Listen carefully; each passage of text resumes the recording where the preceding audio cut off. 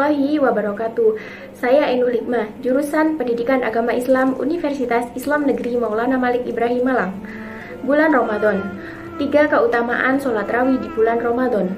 Bulan Ramadan merupakan bulan suci yang istimewa bagi seluruh umat Islam di dunia, karena pada bulan tersebut seluruh aktivitas manusia merupakan bagian dari ibadah.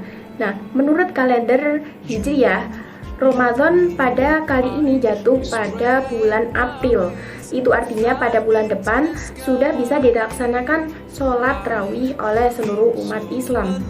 Sholat rawih merupakan ibadah sunnah yang dilakukan selama bulan suci Ramadan, yaitu selama 1 bulan penuh. Sholat rawih ini dilakukan setelah melaksanakan sholat isya. Ibadah sholat rawih yang dilakukan selama bulan Ramadan ini hukumnya adalah sunnah. Menurut Imam Nawawi rahimahullah berkata, yang dimaksud dengan qiyamul Ramadan adalah sholat rawih.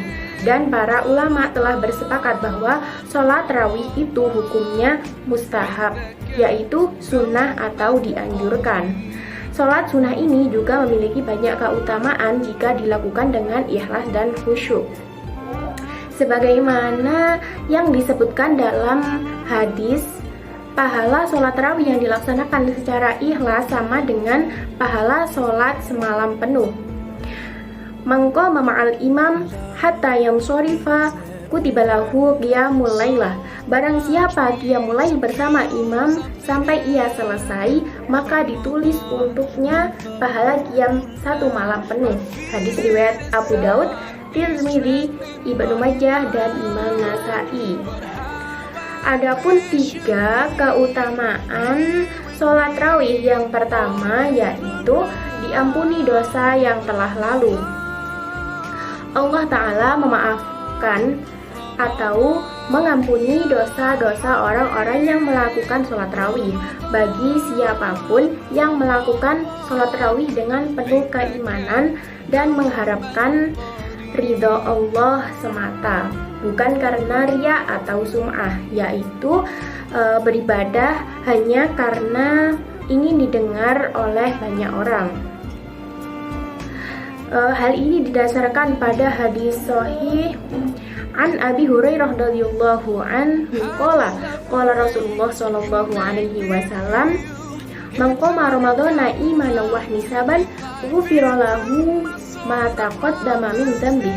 Dari Abu Hurairah radhiyallahu an, Rasulullah sallallahu alaihi wasallam bersabda, barang siapa melakukan qiyam Ramadan, yakni sholat malam pada bulan Ramadan karena iman dan mengharap pahala dari Allah, maka dosa-dosanya yang telah lalu akan diampuni. Hadis riwayat Bukhari dan Muslim.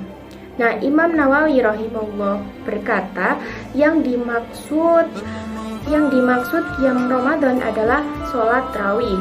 Ibnu Munzir rahimahullah menerangkan berdasarkan nas tekstual hadis ini bahwa yang dimaksud pengampunan terhadap dosa-dosa yang telah lalu adalah dosa kecil dan dosa besar. Sedangkan Imam Nawawi berpendapat bahwa yang diampuni oleh Allah hanyalah dosa-dosa kecil yang telah lalu, karena dosa besar hanya bisa diampuni dengan taubatan nasuha atau taubat yang sempurna, bukan dengan amalan-amalan kecil. Kemudian untuk yang kedua, keutamaan yang kedua yaitu sholat rawih seperti sholat semalam penuh. Barang siapa melakukan sholat rawih berjamaah bersama imam hingga selesai, maka akan dicatat baginya pahala seperti orang yang melakukan qiyamul lail semalam penuh. Hal ini berdasarkan hadis sahih dari An-Nasai yang berbunyi, inna man qama ma'al imam hatta yansarifu kutiba lahu qiyamul lailah. Sesungguhnya barang siapa yang sholat rawih bersama imam sampai ia selesai, maka ditulis baginya pahala qiyamul lail semalam penuh.